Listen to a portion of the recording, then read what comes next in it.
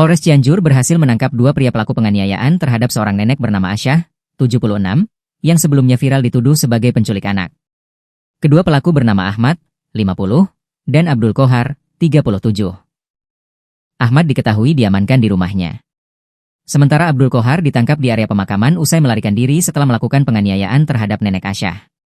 Berdasarkan rekaman video yang dibagikan akun Instagram Polres Cianjur, Selasa, 6 Mei 2025, Abdul Kohar tampak mengenakan kaos hitam, celana pendek dan topi terbalik saat ditangkap pihak kepolisian. Abdul Kohar lalu langsung diamankan dan digiring. Sebelumnya, rekaman video yang memperlihatkan seorang lansia tengah dikerumuni dan dianiaya warga viral di media sosial. Lansia itu dituduh berusaha menculik seorang anak di Kampung Legok, Desa Bunijaya, Kecamatan Warung Kondang, Kabupaten Cianjur, Jawa Barat. Diketahui, lansia tersebut ialah Asyah, 76, asal Desa Bunijaya, Kecamatan Warung Kondang, Kabupaten Cianjur.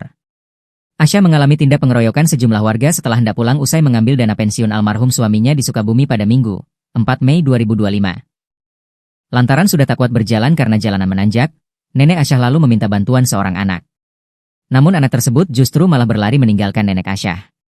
Rupanya kejadian itu dilihat oleh salah satu warga dan berujung meneriaki nenek Asyah sebagai penculik anak.